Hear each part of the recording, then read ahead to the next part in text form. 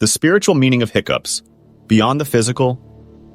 In certain spiritual traditions, hiccups hold diverse interpretations influenced by cultural and personal beliefs. 1. Energy flow disruption. Hiccups signify disruptions in bodily energy flow, attributed to emotional or spiritual factors like stress or anxiety.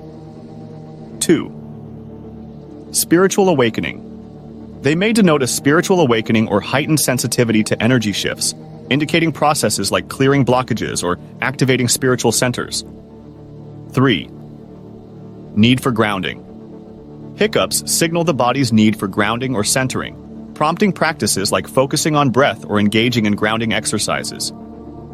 4. Release of negative energy. They could symbolize the body's natural expulsion of negative energy or toxins, facilitating spiritual and energetic renewal. 5. Subconscious messages.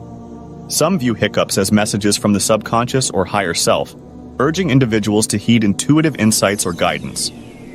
6. Symbol of change. Hiccups symbolize temporary disruptions or changes in one's spiritual journey, leading to growth and transformation.